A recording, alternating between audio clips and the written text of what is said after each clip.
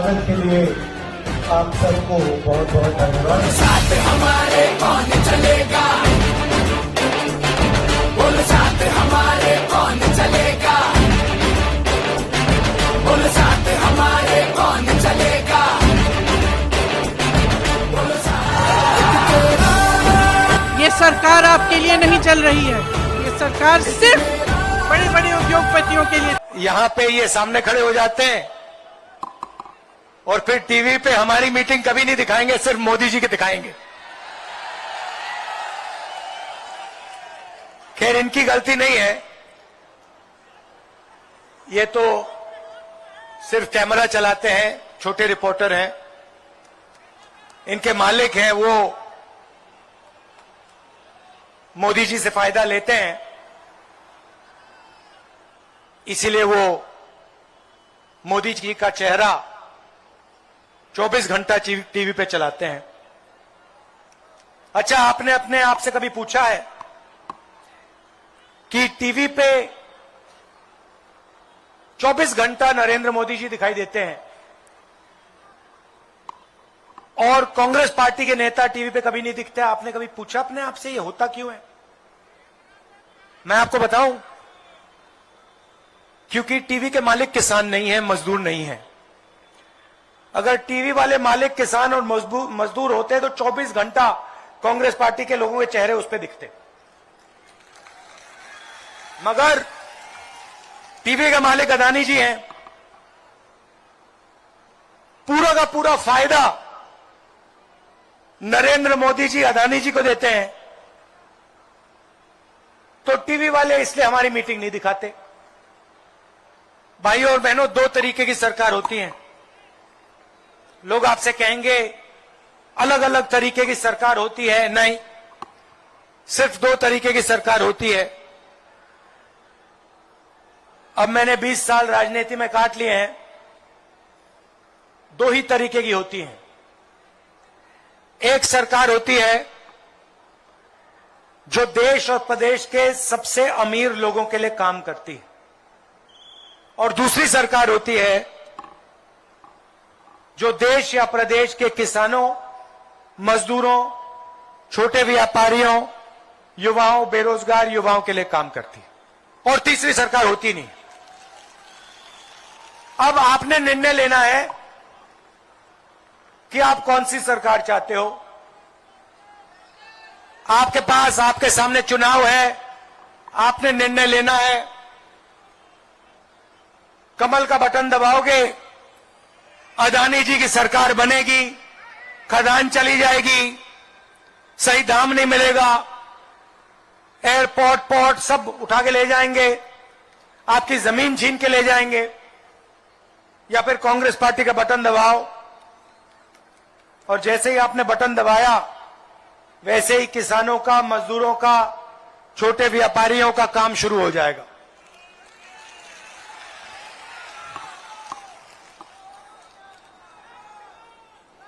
मोदी जी ने आपसे 15 लाख रुपए का वायदा किया था, याद है आपको? याद है? काले धन मिटाने का वायदा किया था, याद है? वायदे पूरे किए? 15 लाख आया बैंक अकाउंट में? आपके बैंक अकाउंट में 15 लाख नहीं आया। 2-3 अरबपति है, उनके बैंक अकाउंट में 15 लाख करोड़ रुपए चला गया। भाइयों और बहनों, नरेंद्र मोदी जी ने किसानों का कर्जा माफ नहीं किया, ना हिंदुस्तान की सरकार ने किया, ना छत्तीसगढ़ की सरकार ने किया, मगर नरेंद्र मोदी ने स्वयं 14 लाख करोड़ रुपए 14 लाख करोड़ रुपए हिंदुस्तान के सबसे बड़े 2-3-5 अरबपतियों का माफ किया है।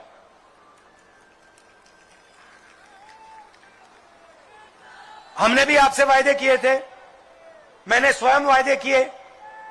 पिछले चुनाव में ऐसी मीटिंग में मैंने वायदा किया कि छत्तीसगढ़ के किसानों का कर्जा माफ होगा, मैंने किया था। मैंने यह भी कहा था कि जब हमारे किसान धान देंगे तो उनको 2,500 रुपए प्रति क्विंटल रेट मिलेगा, कहा था।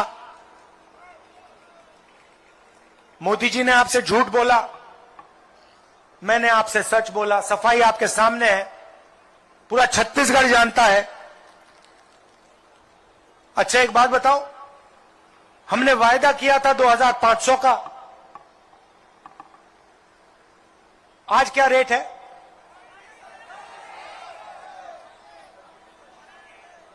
$2,600। हमने 2,500 कहा, अब 2,640 है। आपने हमें यह तो नहीं कहा कि भैया इसको बढ़ाओ, कहने की जरूरत ही नहीं रही, हमने बढ़ा दिया। क्यों? क्योंकि हम आपकी आवाज को सुनते हैं, जो आपके दिल में हम वो समझते हैं। और आज मैं आपको दो चीजें कह रहा हूं, किसानों को, छत्तीसगढ़ के किसानों को दो चीजें कह रहा हूं। आज ये 2,640 है, आने वाले समय में ये 3,000 हो जाएगा। और ये बढ़ता ही जाएगा, ये बढ़ता ही जाएगा। और जैसे हमने पिछली बार कर्जा माफी की बात कही थी, चुनाव खत्म होते ही, कांग्रेस पार्टी की सरकार बनते ही पहली कैबिनेट मीटिंग में फिर से कर्जा माफी हो जाएगी। भाई और बहनों, हम चाहते हैं कि प्रदेश का पैसा गांव में जाके खर्च हो। मोदी जी अदानी जी को पैसा देते हैं, अरबपतियों को पैसा देते हैं, उस पैसे को ले जाते हैं अमेरिका, ले जाते हैं जापान, ले जाते हैं, वहां पे घर खरीदते हैं, हवाई जहाज खरीदते हैं।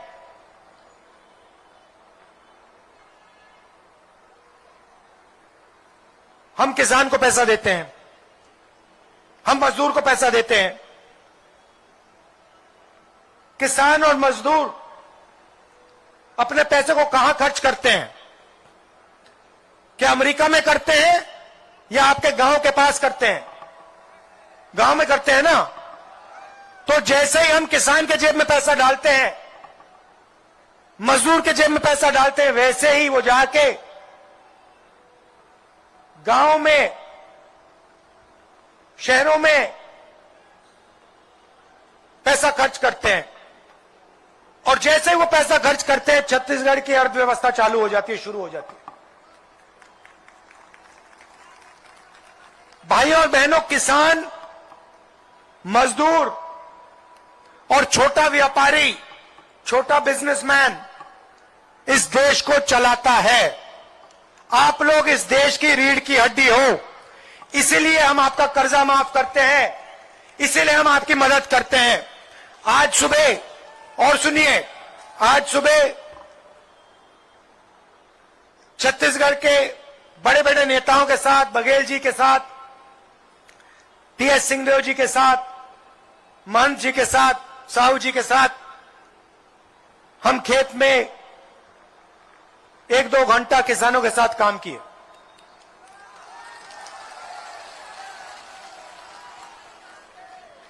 धान काटा और फिर किसानों से हमने बात की, मजदूरों से बात की। 20-25 किसान थे। मैंने उनसे पूछा, भैया कैसा चल रहा है? साफ उन्होंने कहा, देखिए राहुल जी, ऐसी सरकार हमने कभी पहले देखी नहीं है।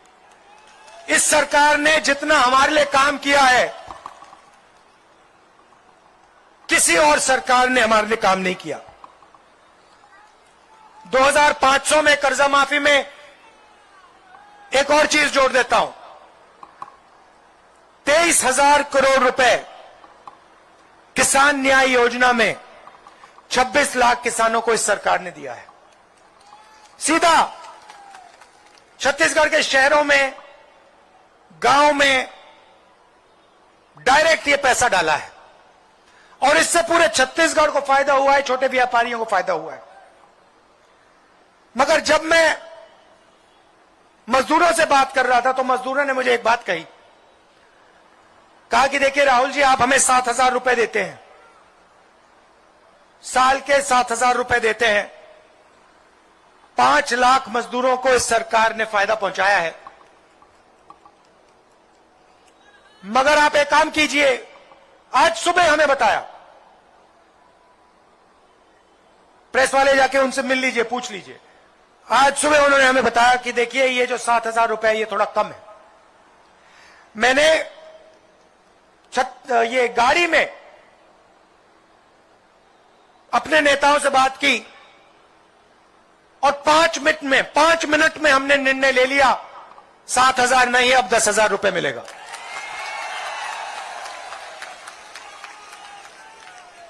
मतलब 10 मिनट नहीं, 5 मिनट में ऑर्डर दे दिया, भैया 7,000 नहीं, 10,000। क्यों? हम छत्तीसगढ़ के गांव में, कस्बों में, शहरों में पैसा डालना चाहते हैं, गरीबों की हम मदद करना चाहते हैं। इसीलिए हम किसानों की मदद करते हैं, मजदूरों की मदद करते हैं, छोटे व्यापारियों की मदद करते हैं। यहां पे बहुत सारे छोटे व्यापारी हैं। आप अपना व्यापार चलाते हो,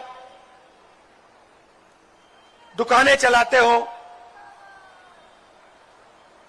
मैं आपसे पूछना चाहता हूं, जीएसटी से आपको कोई फायदा हुआ? मैं हजारों छोटे व्यापारियों से मिला हूं,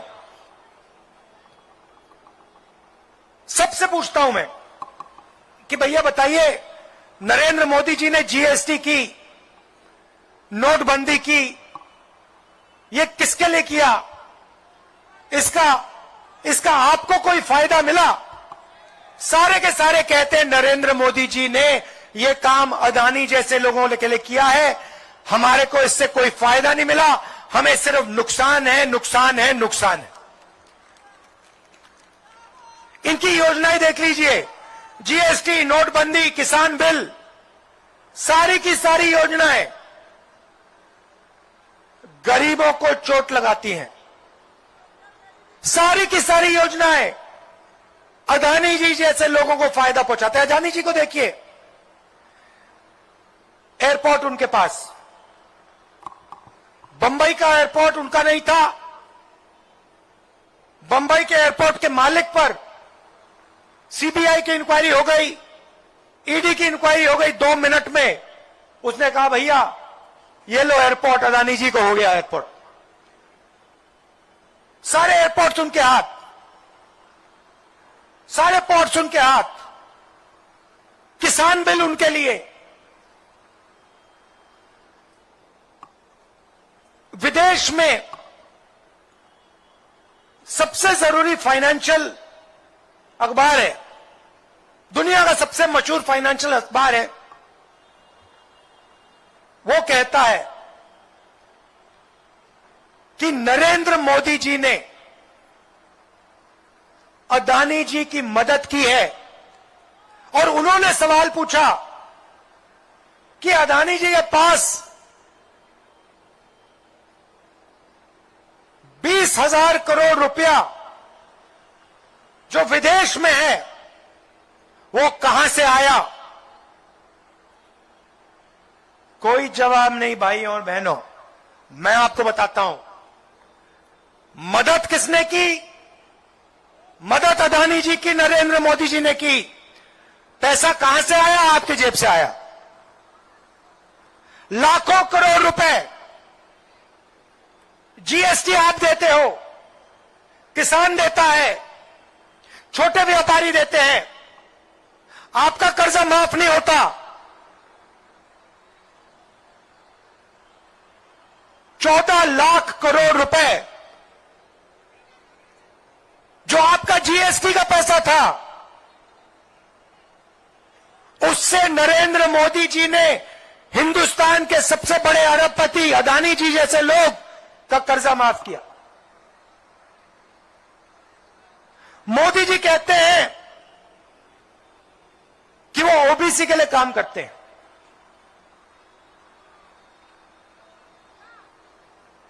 मैं सवाल पूछना चाहता हूं, अगर मोदी जी ओबीसी के लिए काम करते हैं, और ये सवाल मैं सिर्फ छत्तीसगढ़ नहीं, मैं पूरे देश के ओबीसी युवाओं से पूछ रहा हूं, देश के हर ओबीसी युवा से पूछ रहा हूं, क्योंकि ये चोरी आपके जेब से होती है। मैं आपसे पूछ रहा हूं, अगर मोदी जी सचमुच में ओबीसी की मदद करते हैं, तो फिर वो जाति जनगणना से क्यों डरते हैं?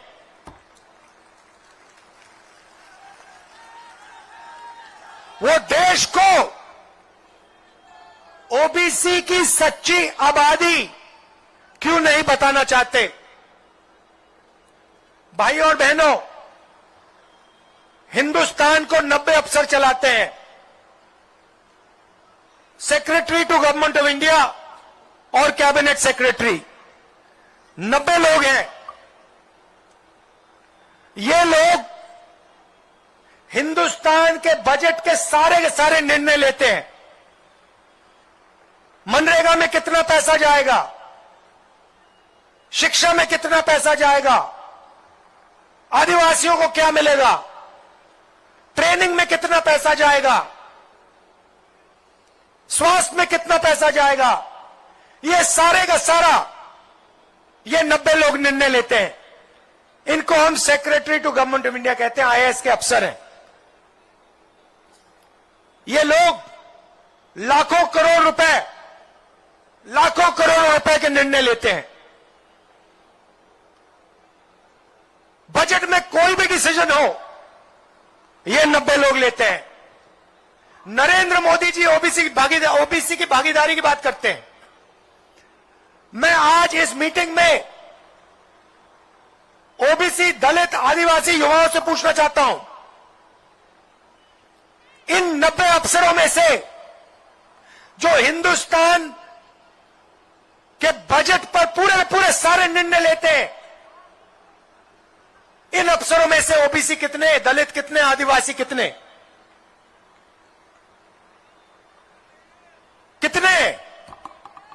किसी को नहीं मालूम, मैं बताता हूं।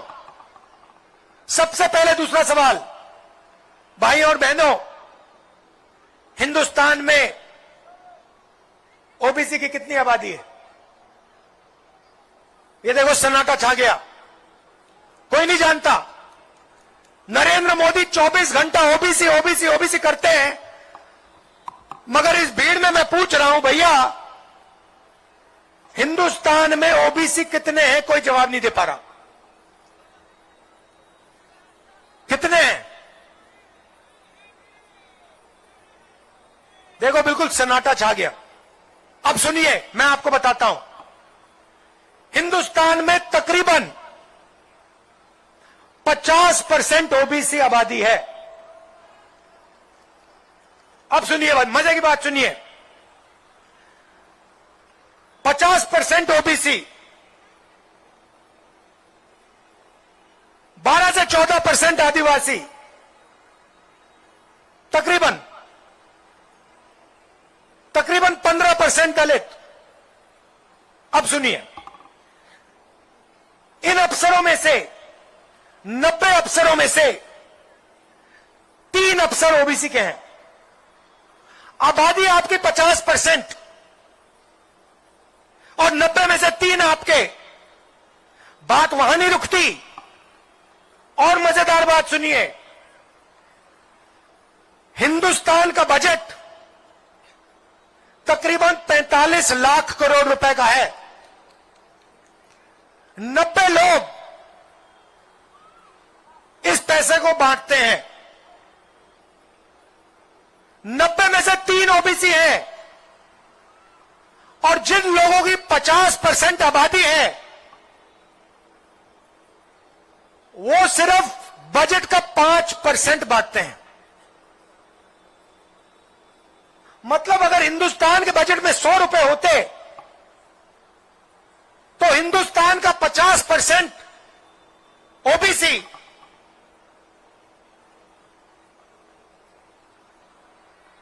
₹5 का निर्णय लेता। और फिर नरेंद्र मोदी कहते हैं कि ओबीसी की सरकार चल रही है। कहां ओबीसी की सरकार चल रही है? चलिए आदिवासियों की बात करते हैं। इनमें से 3 अफसर आदिवासी हैं। बड़ी बड़ी मिनिस्ट्री नहीं कंट्रोल करते, कोने में बैठा रखे हैं छोटे मंत्रालय में। और निर्णय कितना लेते मैं आपको बताता हूं। अगर हिंदुस्तान का बजट ₹100 होता तो आदिवासी अफसर 10 पैसे का निर्णय लेते हैं। भाइयों और बहनों, नरेंद्र मोदी जी ओबीसी, दलित, आदिवासी के लिए काम नहीं करते हैं। नरेंद्र मोदी जी अदानी के लिए काम करते हैं, इसीलिए वो जाति जनगणना की बात स्टेज से नहीं कर सकते। जिस दिन नरेंद्र मोदी जी ने जाति जनगणना की बात शुरू कर दी, लिख के ले लो, टेलीविजन पे आपको उनका चेहरा नहीं दिखेगा। बात समझो। जिस दिन नरेंद्र मोदी ने भाषण में कहा कि मैं जाति जनगणना करूंगा, उस दिन टीवी पे नरेंद्र मोदी नहीं दिखेगा। भाई और बहनों, गायब हो जाएंगे।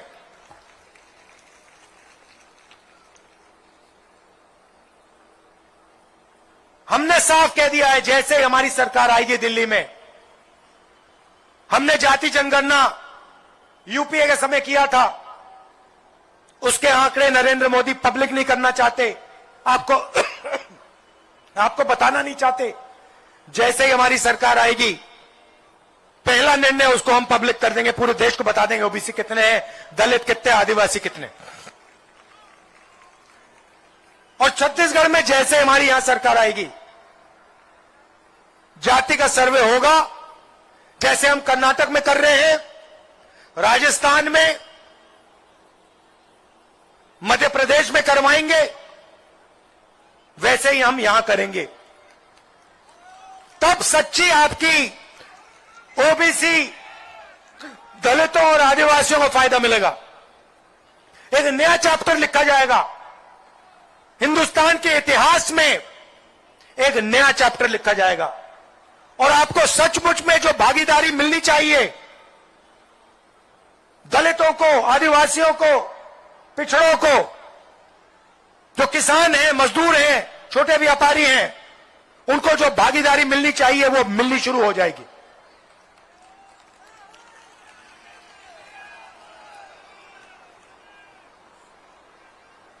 दो और चीजें आपसे कहना चाहता हूं। मोदी जी और बीजेपी जहां भी देखते हैं प्राइवेटाइजेशन कर देते हैं। अस्पताल, स्कूल, कॉलेज, सब कुछ प्राइवेट कर देते हैं। अस्पताल, स्कूल, कॉलेज सारा का सारा प्राइवेट कर देते हैं, अरबपतियों को पकड़ा देते हैं।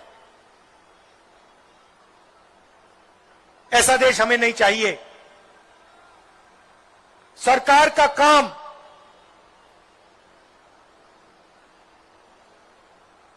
गरीबों की रक्षा करने का होता है। सरकार का काम स्कूल, कॉलेज, यूनिवर्सिटी चलाने का होता है। सरकार का काम स्वास्थ्य का होता है। इसीलिए हमने निर्णय लिया है कि हमारी सरकार आने के बाद छत्तीसगढ़ में केजी टू पीजी होगा। केजी टू पीजी समझे आप? केजी टू पीजी का मतलब समझे? नहीं समझे, मैं बताता हूं। केजी से लेकर पीजी तक मुफ्त शिक्षा मिलेगी। सरकारी स्कूलों में, कॉलेजेस में, यूनिवर्सिटी में केजी से लेकर पीजी तक आपके बच्चे मुफ्त में पढ़ेंगे। किसानों को हमने कर्जा माफ किया, मजदूरों को 10,000 रुपए दे रहे हैं, आदिवासियों को हमने तेंदुपत्ता के लिए 4,000 रुपए दिया। उसमें भी हम एक चीज जोड़ना चाह रहे हैं, हर साल 4,000 रुपए आदिवासियों को एक्स्ट्रा बोनस। भाइयों बहनों एक बात समझो, जितना पैसा नरेंद्र मोदी अदानी को देगा ना, उतना पैसा मैं छत्तीसगढ़ के किसानों को, मजदूरों को, छोटे व्यापारी को दूंगा।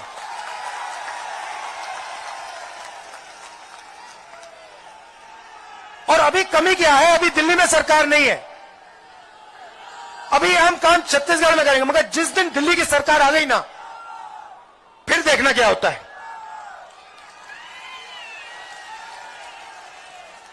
मजाक बना रखा है, देश किसानों का है, मजदूरों का है, छोटे व्यापारियों का है।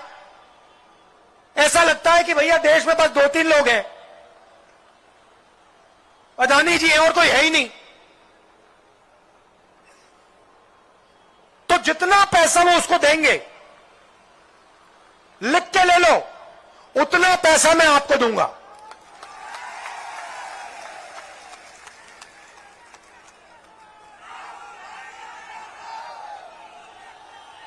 उससे भी पैसा लेके आपको दूंगा।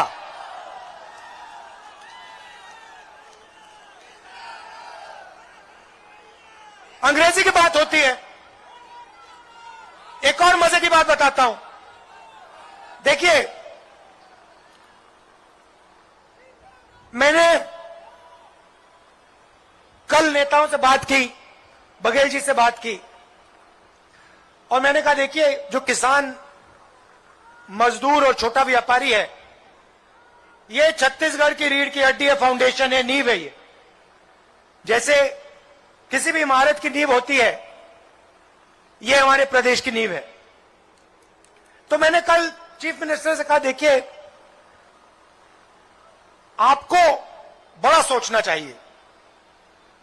अभी हमने पहले कदम लिए हैं, किसानों के जेब में, मजदूरों के जेब में, छोटे व्यापारियों की जेब में हमने पैसा डाला है।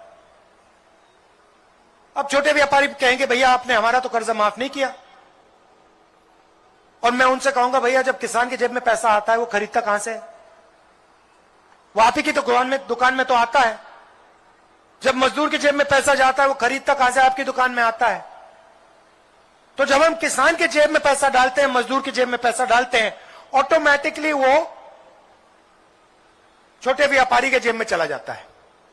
तो मैंने बघेल जी से कहा देखिए आप बड़ा सोचिए, अभी हमने नींव मजबूत की है।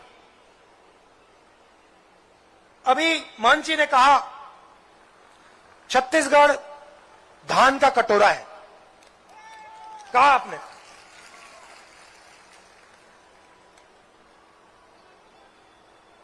हिंदुस्तान का। अच्छा, थाली में अगर सिर्फ चावल हो तो मजा तो नहीं आएगा, तो कटोरी में सब्जी भी डालनी पड़ेगी, सब्जी डालनी पड़ेगी, साइड में उसमें थाली में अचार भी होना पड़ेगा नहीं?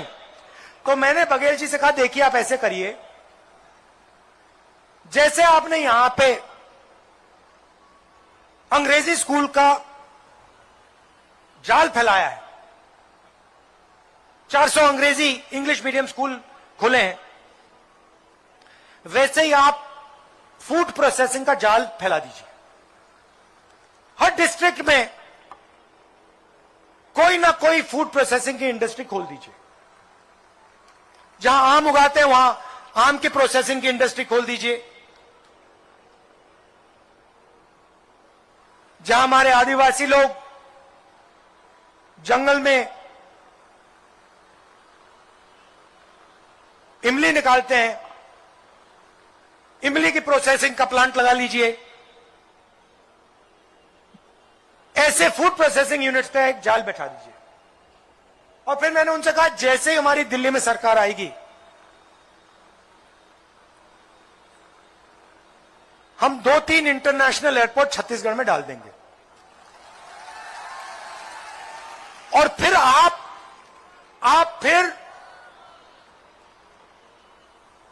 हिंदुस्तान के धान का कटोरा नहीं रहोगे।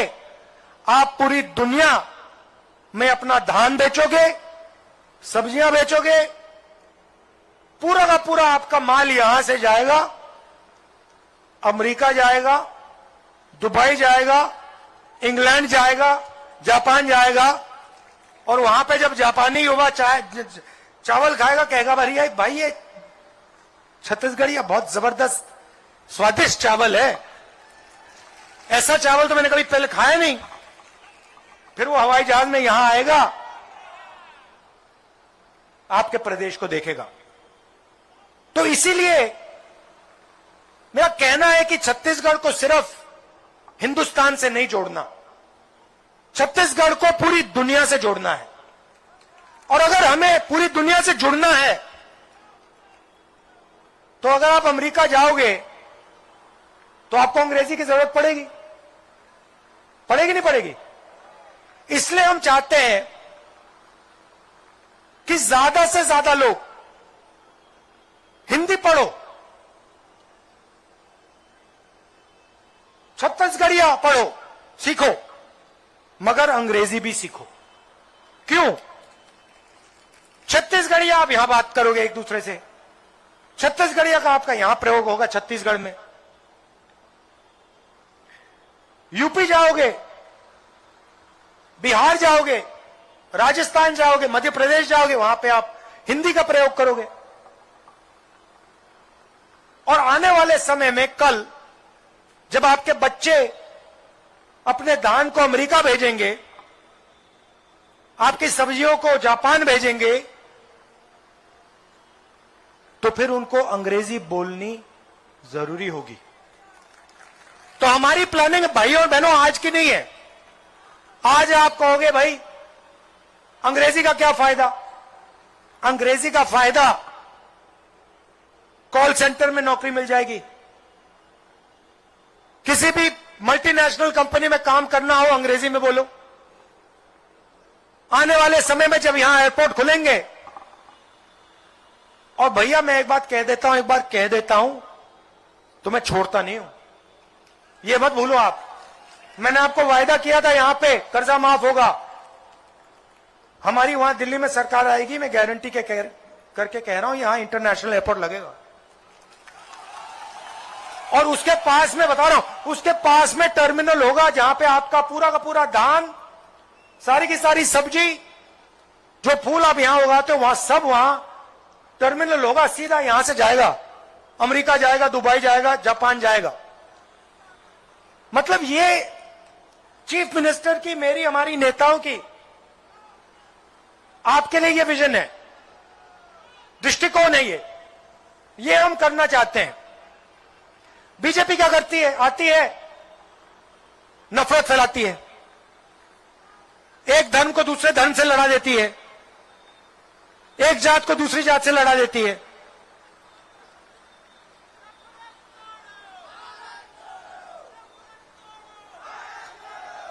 नफरत के बाजार में मोहब्बत की दुकान खोलती है कांग्रेस पार्टी।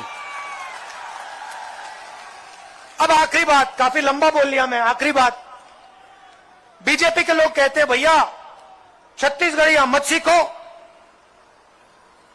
अंग्रेजी मत सीखो, हिंदी सीखो।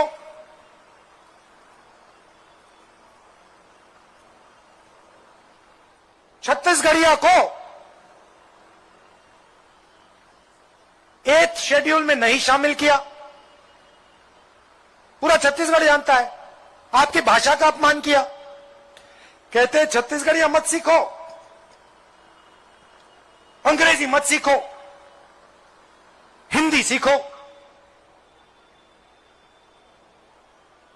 एक काम करो, अगला बीजेपी का नेता आएगा, आरएसएस का नेता आएगा और आपसे ऐसे भाषण में कहेगा कि भैया हिंदी सीखो, अंग्रेजी मत सीखो, तो उससे आप पूछना भैया एक बात बताओ, आप हमें कह रहे हो कि हम हिंदी सीखें और अंग्रेजी ना सीखें, आपके जो बच्चे हैं क्या वो हिंदी मीडियम स्कूल में पढ़ते हैं या इंग्लिश मीडियम में पढ़ते हैं?